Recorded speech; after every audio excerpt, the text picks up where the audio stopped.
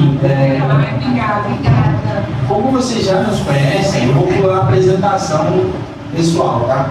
Só vou explicar um pouquinho, porque a gente mudou um pouquinho a nossa forma de trabalho da metade do ano passado para cá. A gente trabalhava com a maioria das imobiliárias trabalha, mas a metade do ano passado para cá a gente mudou e eu vou explicar para vocês o motivo. Como vocês já me conhecem, eu estou há 15 anos aí no mercado imobiliário, participamos aí de bastante transações imobiliárias. E o que acontece? De 2020 para cá, foi quando a gente abriu a Natsura de fato. Em 2020, a gente vem crescendo desde a pandemia. De 2023 para cá, o mercado tradicional, ele trabalha muito focado em volume. O que significa ter muitos imóveis para vender alguns. Só que o que eu percebi, da metade do ano passado para cá, é muito difícil você crescer um negócio quando você agrada 2, 3 e desagrada 500. Você está entendendo? E aí eu fui estudar, buscar formas alternativas de trabalhar. E encontrei no mercado americano, norte-americano, e no mercado europeu a forma de trabalho que a gente está trabalhando hoje e que tem ajudado vários proprietários a vender o imóvel assim, de forma mais ágil e pelo melhor preço. Só para vocês terem uma ideia, eu vou mostrar alguns exemplos para vocês. A gente pegou no finalzinho, em dezembro, do Natal novo. A gente vendeu um imóvel em 13 dias de 1 milhão e 100. Com uma estratégia de marketing adequada. Então é isso que a gente tem feito. A gente tem trabalhado com marketing bem direcionado. Eu tenho para vender lá no Caramba, que está com marketing. Aí vocês vão vender lá? Acho que tem. Mas eu volto para ele. Falar com ele. Novinho, reservado. Maravilha. Ó, o que eu trago nessa tela de indicadores? Para que servem os indicadores? O nosso conselho, que é o CRESSE, é o Conselho dos Corretores de Imóveis, ele faz uma pesquisa trimestral, semestral e anual para ele identificar como está o mercado imobiliário no ano de 2024 e 2025. Eu trouxe esse índice aqui, dentre vários índices que o CRESSE levanta. Quantos imóveis foram vendidos, o metro quadrado médio, quanto foi apartamento, quanto foi casa, quanto foi à vista, quanto foi financiamento. Dentre todos esses índices, eu gosto de trazer esse índice aqui, que é o índice do desconto médio. O que significa o índice do desconto médio? É como cresce, ele mensura o quanto o mercado imobiliário está inflacionado. Porque esse índice ele representa o quanto o imóvel está anunciado para o quanto ele foi efetivamente vendido. Porque tem uma diferença. Às vezes a pessoa pede, mas ela vende abaixo daquilo que ela está pedindo. E o desconto médio de 2024 foi de 10%. Significa que imóveis que estavam anunciados a 500 mil foram vendidos a 450 mil, na média. Tá?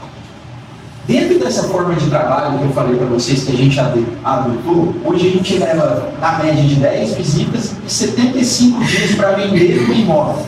Aí você pode falar, nossa, é muito tempo. Só que a média nacional são 16 meses.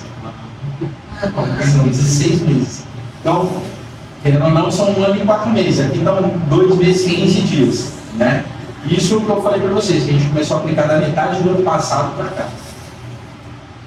Aqui estão alguns cases que a gente conseguiu vender em tempo recorde. Tem mais que isso aqui, mas eu gosto de trazer esses aqui em específico e vou explicar por quê.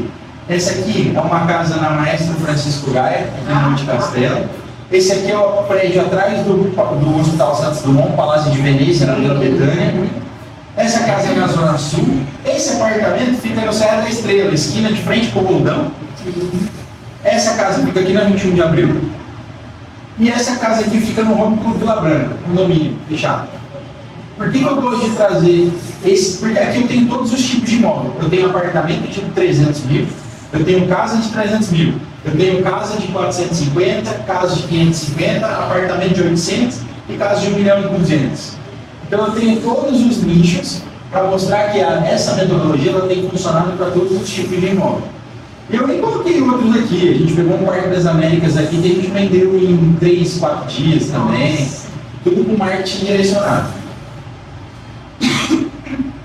Aí eu gosto de trazer esse ponto para vocês entenderem que só tem 2 pontos que interferem na venda de imóvel: divulgação e preço. Por que isso é importante? Porque não é normal a gente ver um imóvel ficar 1 ano, 2 anos, 3 anos, 4 anos parado. Não é normal.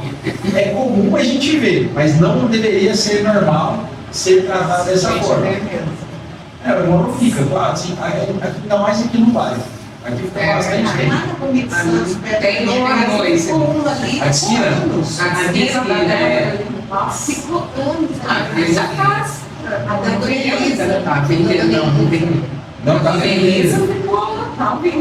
A outra esquina tá vendo ainda. Tá vendo? A dona Elisa,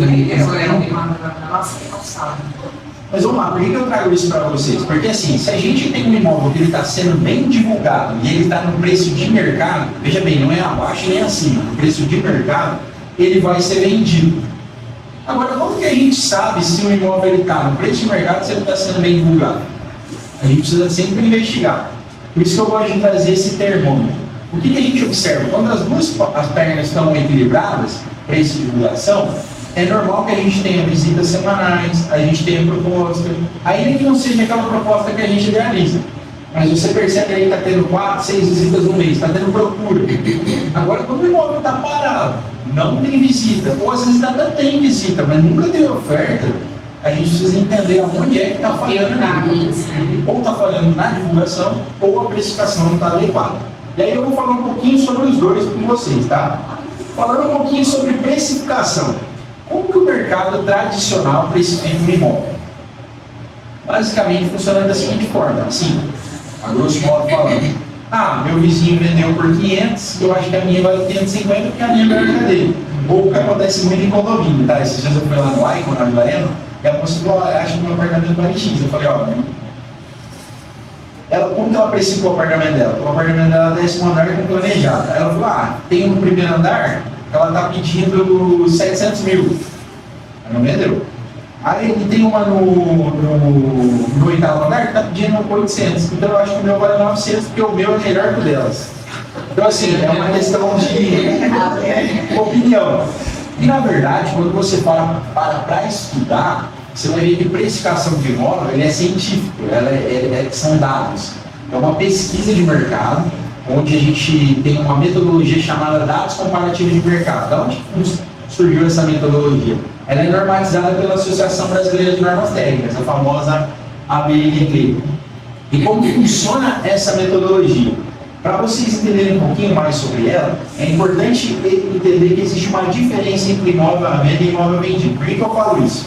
Eu não posso precificar um imóvel baseado no que tem à venda no mercado. Porque eu não sei se aquele à venda serve como um parâmetro. O que eu preciso levantar? Aquilo que realmente foi vendido. Vou dar um exemplo para vocês, tá? Casa de ração aqui, da esquina, que todo mundo conhece. Eu fiz a reunião com ele também, né? Qual é a expectativa que ele tem de pegar no imóvel dele? 1.200.000, 1.100.000. É a expectativa que ele tem de pegar no imóvel dele. Mas como que ele chegou nesse preço? Ele não fez nenhum estudo. Sabe como ele se baseou para pescar aquele imóvel? Ele falou, minha mulher precisa comprar uma casa lá em Baú. E ela precisa vender por 1.100.000 para poder conseguir comprar lá. E pode parecer engraçado, mas não é muita gente que procura a gente assim, falando assim, não, mas eu preciso vender esse meio lote por esse valor, porque eu preciso comprar um lote inteiro por esse valor. Só que não faz sentido eu vender um meio lote e comprar com um lote inteiro com o mesmo valor. Né? Então assim, aí considerando que existe essa diferença, então a metodologia ela funciona mais ou menos dessa forma aqui. O que é isso aqui? É uma tabela, é uma pesquisa amostral, onde nós levantamos todos os imóveis que foram vendidos na região para a gente chegar num preço de metro quadrado médio. Por que ele é médio? Porque se a gente fosse falar só em metro quadrado, vamos pegar o apartamento que a senhora falou. Por que eu não posso considerar só metro quadrado? Porque às vezes eu tenho 2 apartamentos, um importa para o outro. Os dois têm a mesma metragem. Só que um às vezes precisa de reforma ou de acabamento, e esse aqui já está todo planejado, então não é só metro quadrado. E aí por isso que a gente passa por um processo que a gente chama de homogeneização, que é quando eu pego os imóveis que eu estou avaliando, os imóveis que eu estou comparando, e eu analiso em relação ao imóvel que eu estou avaliando, o que é que o imóvel que eu estou avaliando tem de prós, que valoriza, e o que ele tem de contra, que desvaloriza. E aí a gente chega no valor real do imóvel. Falando um pouquinho da casa de vocês, eu resumi, tá? Tem muitos itens fortes, tem muitos pontos de atenção, mas o que a gente considera como principal para esse tipo de imóvel? Veja bem, sobrado do IAPI, que a gente fala. Por que a gente fala do sobrado do IAPI? Porque o diferencial do sobrado do IAPI de esquina é que ele tem mais terreno. Os demais, eles só tem isso aqui, ó. Certo? Então, se você pegar no IPTU, os demais não tem nem 100 metros quadrados de terreno. Esse aqui tem 165, se eu não me engano, porque ele tem aqui e tem mais essa e a outra esquina também. Né? Agora os de meio, eu tenho um na Machado de Assis, acho que o terreno dele está 92 metros quadrados. A casa é quase igual a de vocês, só que ela tem 92 só de terreno. Então tem que estar lá em. Então, ponto forte é a esquina, localização também é um ponto forte, que não está lá para baixo. Então, uma pessoa, por exemplo, uma pessoa que tem um pouco mais de idade ou até mesmo de mobilidade mais restrita, ela está na parte plana, né? Do Monte Castro. O que a gente tem de ponto de atenção? Concorrência e, assim, o fato dela precisar de reforma. Isso não necessariamente desvaloriza, mas é um ponto de atenção que provavelmente vai ser uma objeção do comprador que a gente vai precisar contornar com a estratégia de marketing, tá? Só para vocês entenderem um pouquinho como está o cenário hoje no mercado imobiliário. O mercado imobiliário está ruim? O mercado imobiliário está bom? O mercado imobiliário hoje ele está bom de vender. Porém, ele está mais desafiador. Eu vou explicar para vocês por quê. 2020, 2021, época da pandemia, acho que muita gente teve que ficar em casa e começou a ver os defeitos, ou começou a ver que tinha aqui, porque no dia a dia na correria a gente releva, né? Só, depois eu arrumo. Agora, quando você tem que ficar em casa, aí você vai perceber que ou você vai arrumar, ou então o espaço está muito pequeno, precisa de um espaço maior. 2020 e 2021 foram assim, anos muito positivos para o mercado imobiliário. A gente inventou de vender, taxa de juros baixa, estava tudo muito bom para o mercado todo. Você conversar com qualquer corretor, eles vão te falar isso. Pelo menos a grande maioria, né? Dos que venderam bem. Só que o que aconteceu? Todo financiamento, vamos falar de Caixa Econômica. O que a Caixa Econômica é o principal? Porque ela tem uma participação de mercado de quase 80%. 75% do financiamento imobiliário é da Caixa. Eles você divide em Bradesco, Itaú, Santander.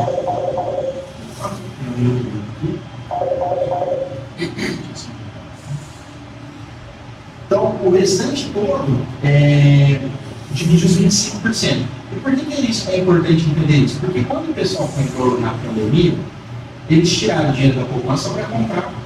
E muitos trabalhadores, por conta da dificuldade no momento, sacaram o FGTS. Certo?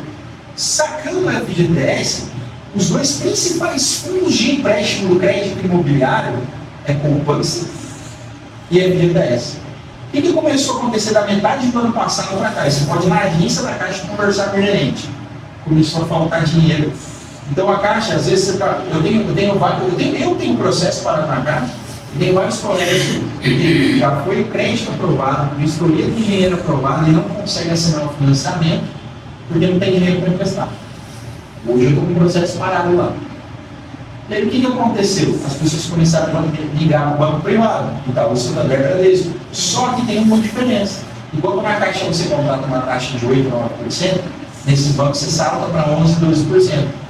Aí você fala, é só 2, 3 pontos percentuais. Só na parcela, isso muda 800, 700. Eu tive um caso agora de um apartamento que uma data que mudou R$1.000 na parcela do carro. A parcela dele ia ficar 4 mil, subiu para 5 mil. Então o que acontece? O mercado está mais desafiador porque menos gente com crédito imobiliário, ou as pessoas que tinham crédito diminuíram o crédito. E aí o que acontece? A gente tem um comprador mais seletivo. Então é um mercado mais concorrido. Está ruim de vender? Não está, mas está mais concorrido. Tá? E só para finalizar a parte da precificação,